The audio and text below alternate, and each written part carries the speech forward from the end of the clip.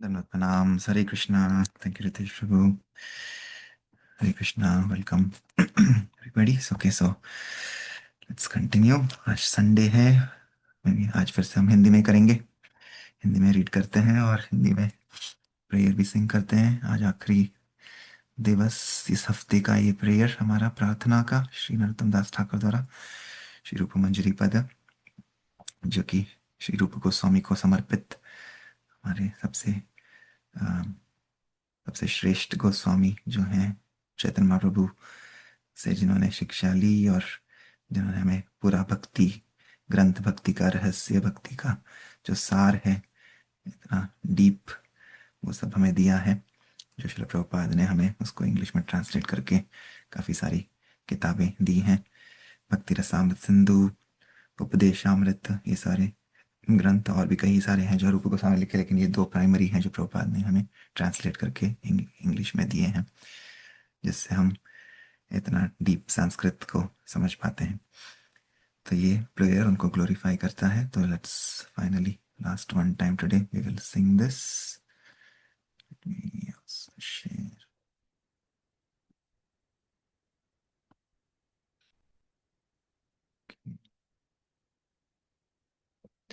Okay, समय देना करेंगे।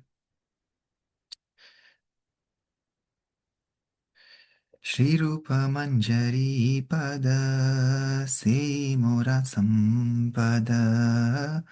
श्री रूप मंजरी पद से मोरा संपद। से मोरा भजन पूजन। से मोरा भजन पूजन। से मोरा प्राण धन। से मोरा आभरण। से मोरा जीवन निर्जीवन। से मोरा जीवन निर्जीवन। से मोरा रस निधि। से मोरा वांछा सिद्धि। से मोरा वेदेर धराम। से मोरा वेदेर धराम। से व्रत से तप।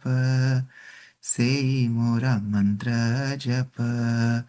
से मोरा धर्म करम। से मोरा धर्म करम। अनुकूल हबे विधि। से पदे হইবে সিদ্ধি। নিরাখিব এ দুই নয়নে। নিরাখিব এ দুই নয়নে। से रूप माधुरी राशि। प्राण कुवलय शशि। प्रफुल्लित हबे निशिदिने। प्रफुल्लित हबे निशिदिने। तुव दर्शन अहि। गराले जरालो देहि। चिरदिन तापित जीवन। चिरदिन तापित जीवन। हाहा रूप करो दया। देहो मोरे पद छाया। हाहा रूप करो दया। देहो मोरे पद छाया। नरोत्तम लोई लो शरण। नरोत्तम लोई लो शरण। हरे कृष्णा कृष्ण कृष्ण हरे हरे। हरे राम राम राम हरे हरे। हरे कृष्णा कृष्ण कृष्ण हरे हरे। हरे राम राम राम हरे हरे। हरे कृष्णा। श्री रूप मंजरी पद प्रार्थना की जय। श्री नरोत्तम दास ठाकुर की जय। जगत गुरु श्रील प्रभुपाद की जय। ओके, हिंदी में पढ़ते हैं अनुवाद। श्री रूप मंजरी के चरण कमल ही मेरे निधि हैं, मेरी भक्ति और मेरी आराधना के पात्र हैं। वे मेरे जीवन को अर्थ देते हैं और मेरे जीवन का प्राण हैं। वे रस की पूर्णता हैं और वे प्राप्ति योग्य पूर्णता हैं। वे मेरे लिए वैदिक शास्त्रों का नियम है। वे मेरे सभी व्रतों, तपों और मेरे मौन मंत्रोच्चार का अर्थ हैं। वे धर्म और कर्मों का आधार हैं। अनुकूल भक्ति की शुद्ध प्रक्रिया से मनुष्य सिद्धि प्राप्त करेगा और इन दोनों आंखों से देख सकेगा। उनका दिव्य रूप मेरे हृदय में चांदनी की तरह चमक रहा है और इसलिए मेरा हृदय चमकता है और उसका प्रतिदान करता है। दूसरे शब्दों में, साधारण चंद्रमा रात्रि को प्रकाशित करता है और उसकी चमक अन्य वस्तुओं को प्रकाशित करती है, किंतु श्री रूप मंजरी के रूप का तेज रूपी चंद्रमा हृदय में चमकता है और हृदय को भी आध्यात्मिक आकाश में चमका देता है। यह चंद्रमा केवल रात्रि में ही नहीं, बल्कि बल्कि दिन रात चमकता है। मेरी दृष्टि से आपका दूर होना तीव्र विष की खुराक के समान है और मैं जीवन भर कष्ट सहता रहूंगा। नरोत्तम दास ठाकुर कहते हैं, कृपया मुझे अपनी कृपा और अपने चरण कमलों की छाया प्रदान करें। हरे कृष्ण। हम्म। तो ये जो कृपा हम बोलते हैं, फिर से ये कृपा जो है, ये हमारी, ये दो भाग हैं इसके। क्री से क्रिया और पा से प्राप्ति। क्री इस हमारी क्रिया। तो जो हमारे क्रिया है, हमारे सभी व्रत, तप, मौन, मंत्रोच्चार जो हम करते हैं, ये सारे हमारी क्रिया है, भजन क्रिया जो हम करते हैं, तो ये हमें करना है। ये हमारा हमारा कर्म है, हमारी क्रिया हमारे कंट्रोल में है और ये हमारा इंडिपेंडेंस है जो हमारी स्वतंत्रता भगवान हमें देती हैं। तो हमको उस स्वतंत्रता को भगवान भगवान की भक्ति में यूज करना चाहिए और उससे हमारा इंडिपेंडेंस यूज करना चाहिए। जब हम वो क्रिया करते हैं तो पास से जो प्राप्ति है, जो प्राप्ति यहाँ पे बताई जा रही है कि ये जो हम शुद्ध प्रक्रिया, भक्ति की प्रक्रिया जब करते हैं, तो जो प्राप्ति है हमारे हृदय रूपी, जो हमारा मन मन है, जो चंद्रमा समान यहाँ बताया जा रहा है, उनका प्रकाश, हमारे हमारे आचार्य का प्रकाश हमारे हृदय में होता है और हमारा मन, हमारा हृदय, ना कि जो चंद्रमा बाहर है जो कि सिर्फ रात को चंद्रमा चांदनी देता है। जब सूर्य किस प्रकाश नहीं होता है तब हमें चंद्रमा का प्रकाश मिलता है।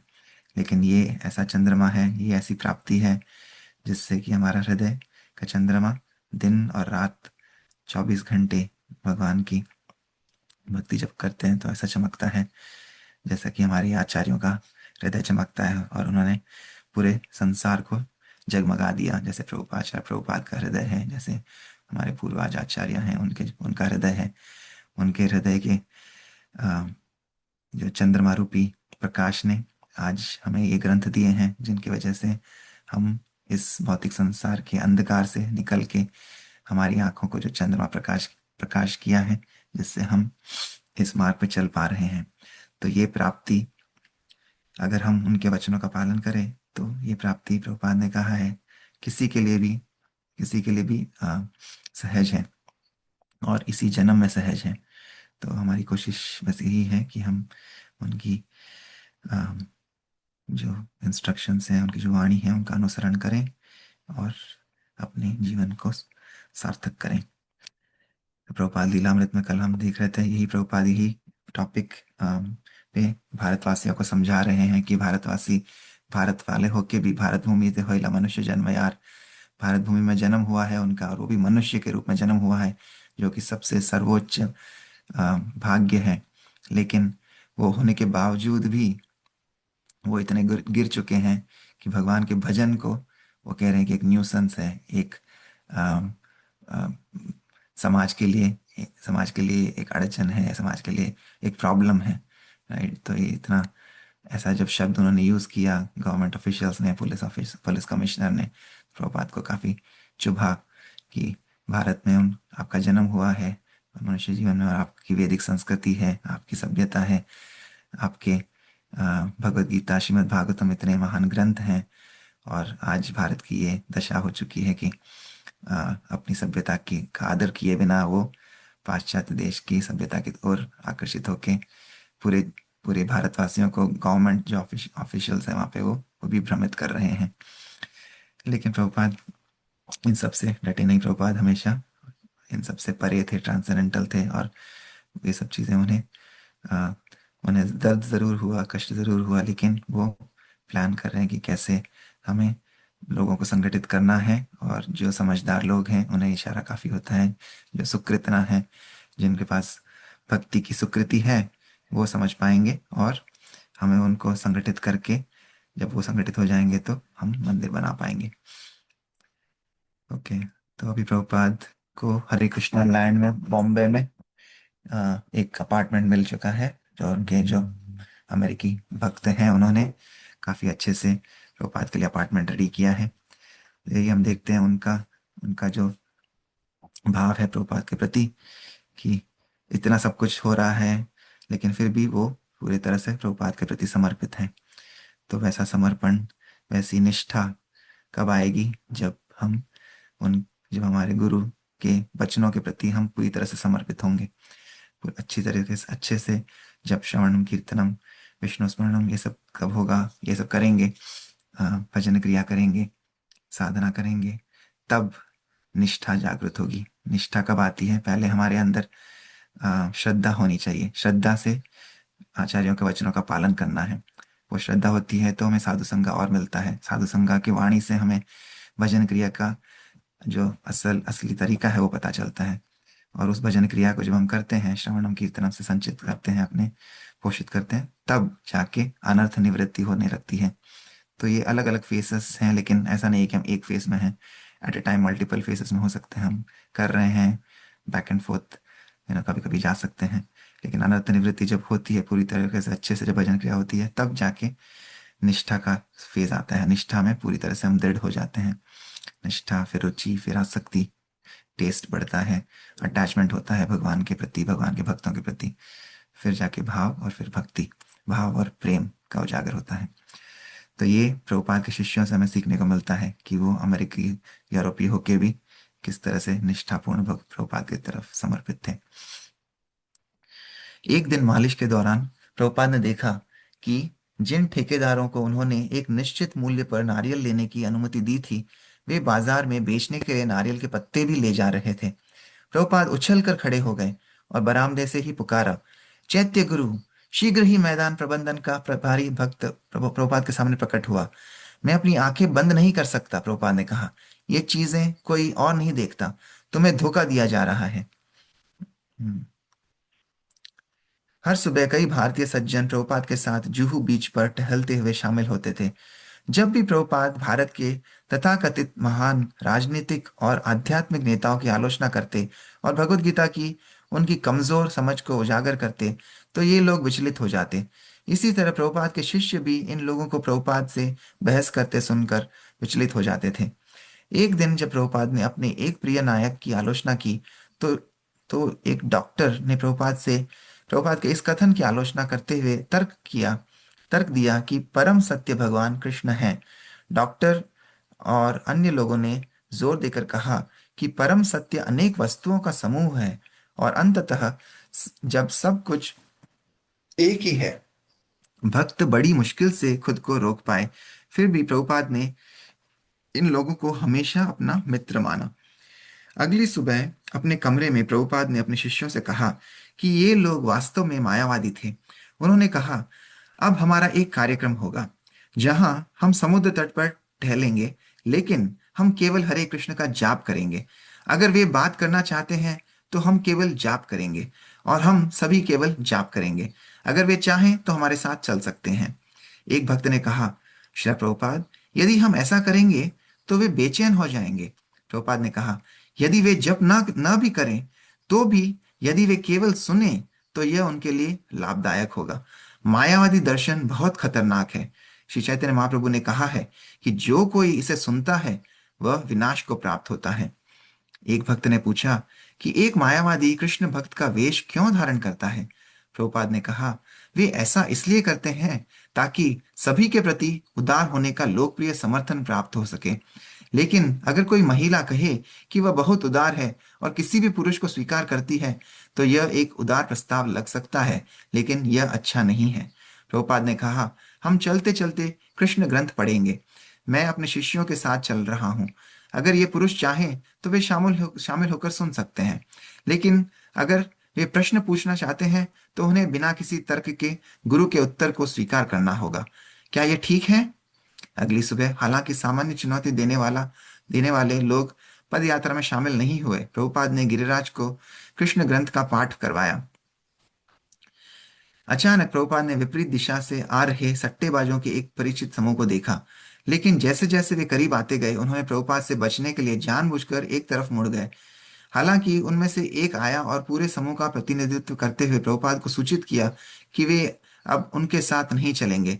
वे मिले थे और उन्होंने तय किया था कि उनके साथ उनकी बातचीत बहुत ज्यादा बहस और आलोचना पैदा करती है।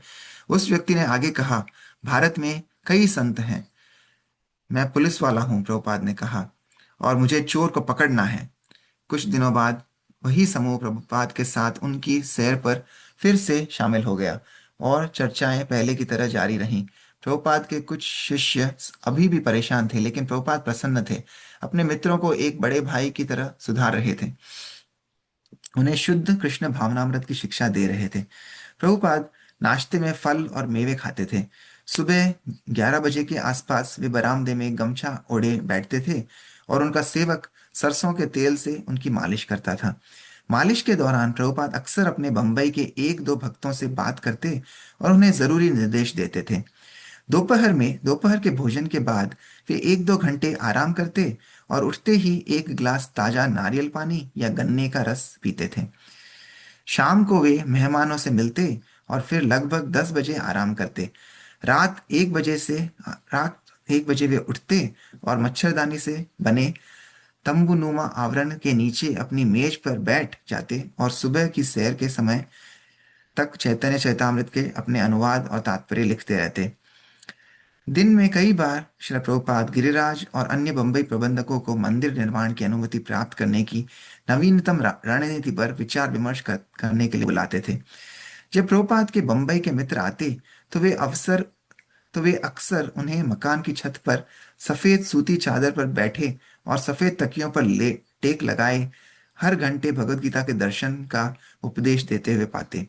वे अपनी आगंतुकों से बंबई में कृष्ण भावनामृत को दृढ़ता से स्थापित करने में मदद करने का अनुरोध करते थे। एक दिन मालिश के दौरान प्रभुपाद ने अपने सेवक से कहा, मेरी उम्र से ज्यादातर लोग रिटायर हो चुके हैं। मैं अब और काम नहीं करना चाहता। मैं बस कुछ लिखना चाहता हूँ।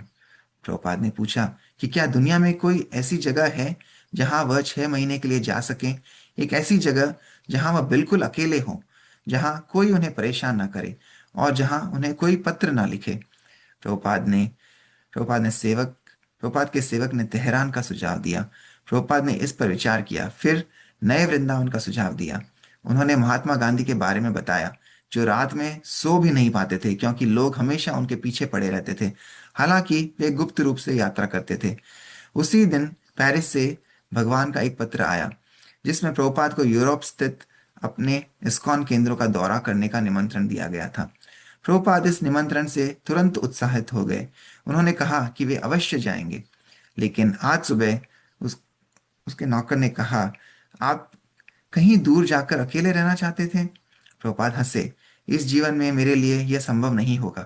बेहतर होगा कि मैं यात्रा करता रहूं और युद्ध भूमि में ही मर जाऊं।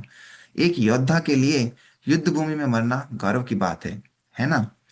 साल में 1 या 2 बार दुनिया भर की यात्रा करना प्रभुपाद की दिनचर्या बन गई थी। अपने आध्यात्मिक गुरु का वर्णन करते हुए उन्होंने लिखा था, हिंदुओं को समुद्र पार करने की अनुमति नहीं है, लेकिन आप अपने भक्तों को उपदेश देने के लिए विदेश भेजते हैं।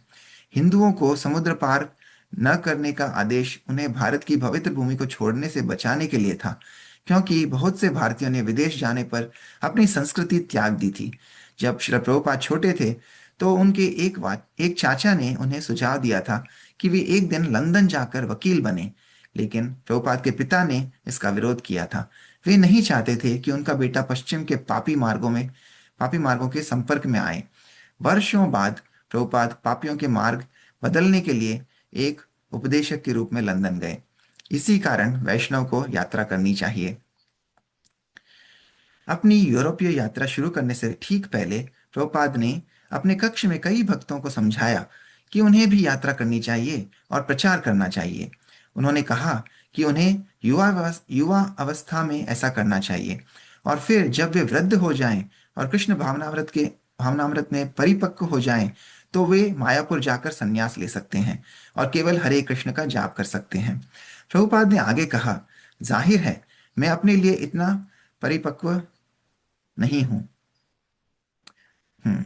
भक्त एक क्षण चुप रहे, लेकिन फिर एक ने हिम्मत करके कहा, लेकिन श्री प्रभुपाद, अगर आप कहते हैं कि आप परिपक्व नहीं हैं, तो हम कैसे सोच सकते हैं कि हम संन्यास लेने लायक बूढ़े या परिपक्व हो गए हैं? प्रभुपाद मुस्कुराए और कहा कि उन्हें खुद ही फैसला करना होगा, लेकिन वे इतने परिपक्व नहीं थे। तमाल कृष्ण गोस्वामी ने कहा, तब तो हम भी कभी इतने परिपक्व नहीं हो पाएंगे कि हम संन्यास ले सकें। 18 अप्रैल। यूरोप जाने से पहले प्रभुपाद ने दक्षिण भारत के अपने भक्तों के हैदराबाद में 3 दिवसीय पंडाल उत्सव में शामिल होने के निमंत्रण को स्वीकार कर लिया।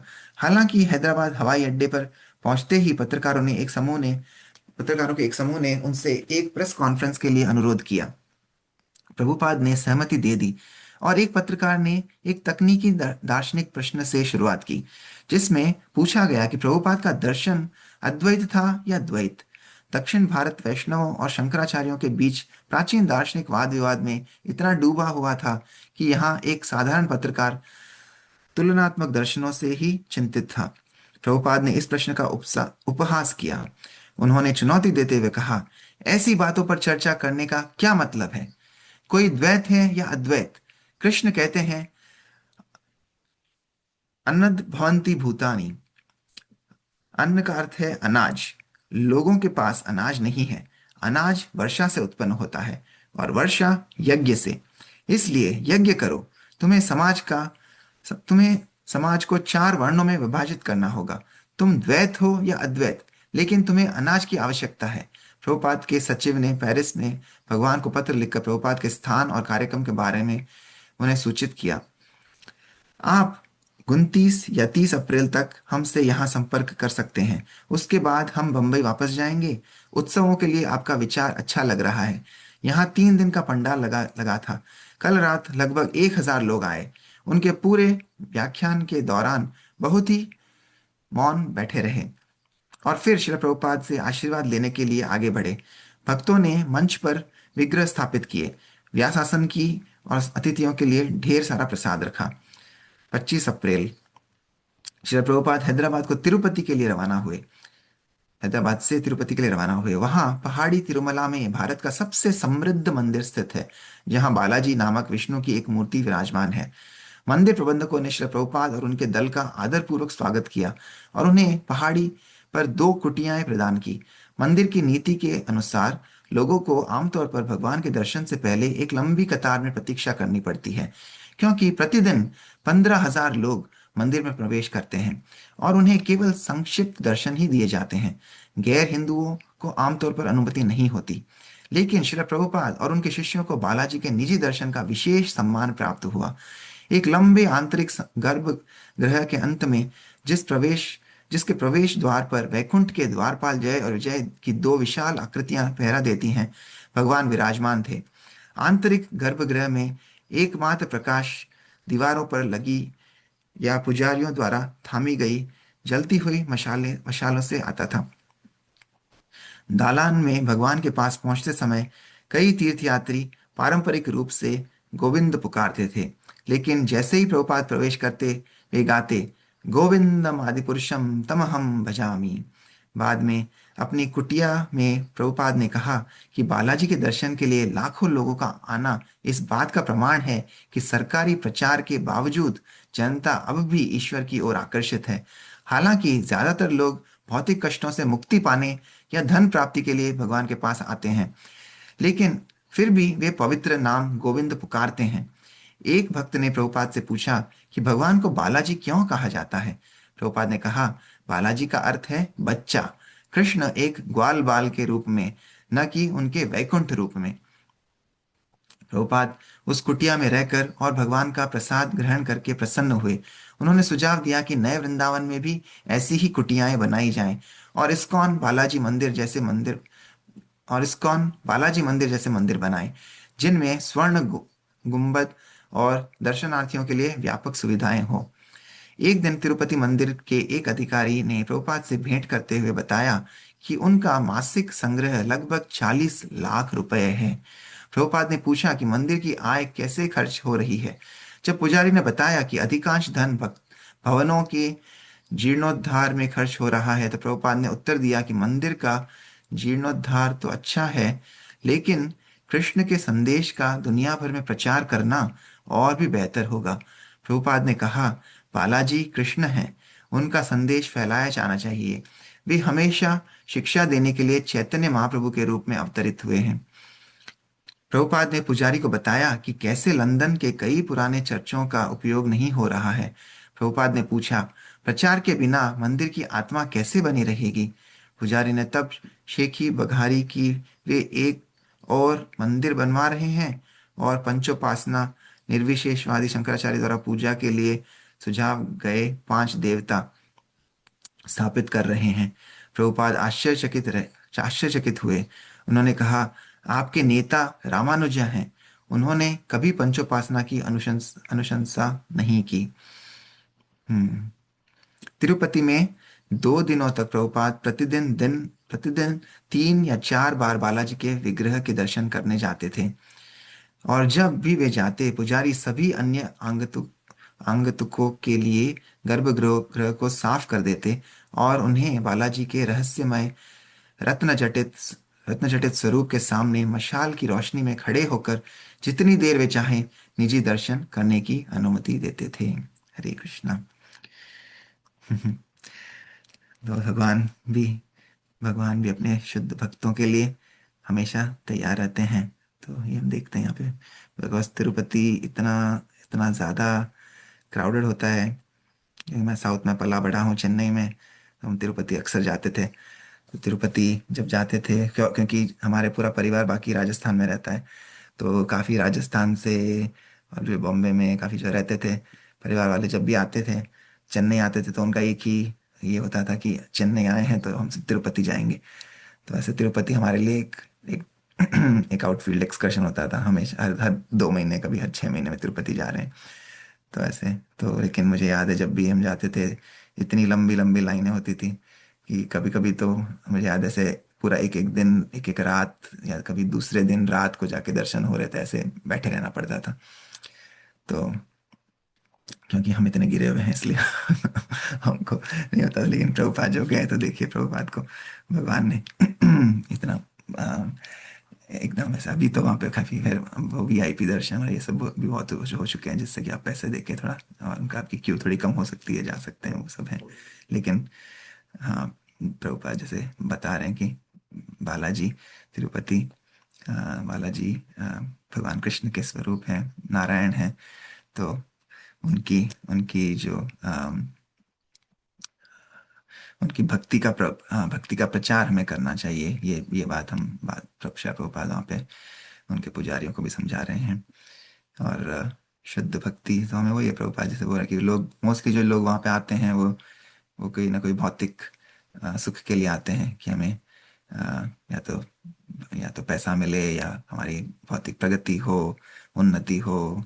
जब हम मुझे याद है, मैं छोटा था, स्कूल कॉलेज में थे, तो ऐसा लगता, तो आते थे, प्रे करते थे, वो मैं फर्स्ट आऊँ, बिकॉज मैं क्लास में टॉपर था। तो ऐसा लगता, कभी कोई दूसरा आ जाता तो ऐसा लगता है, भगवान मुझे इस बार एग्जाम में फर्स्ट आना है, ये ऐसे। लेकिन फिर जैसे जैसे बड़े हुए, तो मुझे याद है मैंने एक और प्रेयर ऐसा, जब मैं कॉलेज में था, तब जाके समझ आने लगी कि अब इतनी बार हम आए हैं प्रभु भगवान के सामने, लेकिन ये सब क्या मांगते रहते हैं भगवान से। तो बस तब मुझे आज भी याद है, मैंने वो एक बार प्रेयर मांगा था भगवान से कि बस मुझे आपकी छत्र छाया में रहने देना हमेशा। तो वो मुझे याद है, मैंने एक बार भगवान से मांगा था, तो उसका शायद दिया, और बड़े बड़ों का पूर्वजों का जो भी आशीर्वाद है कि आज श्रीला प्रभुपाद के इस संस्था से हम जुड़े हैं, और हम इतने अच्छे से भक्ति कर पा रहे हैं। तो अगर हम भगवान के भक्तों का वही अनुसरण करते हैं तो भगवान, और शुद्ध मन से भगवान से जो भी मांगते हैं तो भगवान उसकी पूर्ति करते हैं। भगवान तो सर्व व्यापी हैं और सर्वगुण संपन्न हैं। लक्ष्मी जी भगवान के चरणों की दासी हैं उनकी। तो जहाँ पे भगवान भगवान बोलते हैं मैं अपने भक्तों के हृदय में वास करता हूँ। तो भगवान के जो भक्त होते हैं, जैसे चैतन्य महाप्रभु कहते हैं चैतन्य चैतामृत में कि कृष्ण भक्त निष्काम अतएव शांता। कृष्ण भक्त कृष्ण भक्त निष्काम अतएव शांता, भुक्ति मुक्ति सिद्धि कामी सकली अशांता। तो कृष्ण के जो भक्त होते हैं वो निष्काम होते हैं। उनका कोई काम वासना नहीं होती है, उन्हें कोई भौतिक सुख समृद्धि या इन सब से लगाव नहीं रहता। और वो शांत होते हैं, जैसे हमने पढ़ा था साधु साधु के जो गुण होते हैं कि वो शांत रहते हैं, अजात शत्रु शांता। और भुक्ति मुक्ति सिद्धि कामी, बाकी जो लोग होते हैं जिनको भुक्ति चाहिए, भोग चाहिए, या जो भौतिक संसार के जो सुख समृद्धि चाहिए, पैसा ऐश्वर्य चाहिए, नाम चाहिए, समृद्धि चाहिए, तो वो सब भुक्ति हो गई। या फिर जो उन सब से पक जाते हैं, तो जो योगी बन जाते हैं, वो चाहते हैं कि अरे ये सब पाने के बाद भी मैं इतना कष्ट में हूँ, इतनी समस्याएं आती रहती हैं, तो मुझे मुक्ति चाहिए, मुझे ये सब नहीं चाहिए, मुझे बस इस सृष्टि से मुक्ति चाहिए, इस जड़ चेतन शरीर से मुक्ति चाहिए। तो वो होते हैं जो भुक्ति मुक्ति कामी होते हैं वो। और फिर कुछ होते हैं सिद्धि कामी, जिनको ऐश्वर्य चाहिए, जिनको मान प्रतिष्ठा चाहिए, जो तो सिद्धियों के पीछे दौड़ते हैं कि हमें कोई सिद्धियां मिल जाए जिससे हम संसार में जाके लोगों को आकर्षित कर सकें। राइट। तो ये तीनों जो होते हैं भुक्ति मुक्ति सिद्धि कामी, ये सकली अशांत होते हैं, इनका मन कभी शांत नहीं हो पाता। लेकिन जो भगवान के भक्त होते हैं वे हमेशा शांत होते हैं और निष्काम होते हैं। तो ऐसे ऐसी भक्ति हमें प्रभुपाद सिखाते हैं। तो काफी अच्छा प्रभुपाद के ये प्रभुपाद लीलामृत पढ़ के काफी सारी चीजें हमें सीखने को मिलती हैं उनसे, उनके भक्त, उनके जो शिष्य हैं उनके द्वारा, और उनके जो ये डिस्कशन होता है उससे हम काफी कुछ सीख सकते हैं और अपने जीवन में उतार सकते हैं। Okay, Hare Krishna. Thank you so much. Hare Krishna Prabhu ji. Hare Prabhu ji, Krishna. Hare Krishna Prabhu ji. Hare Hari Krishna. नाम। ये बोलिए प्रभु। पंचपासना का अर्थ क्या होता है कि अनुशंसा नहीं की थी वो 5 देवताओं की स्थापना को पंचोपासना कहते हैं? हाँ, तो यहाँ पे कहाँ था वो, मैं पढ़ा था यहाँ पे, कहीं पढ़ा था ना। अभी भी स्क्रीन पे है प्रभु जी।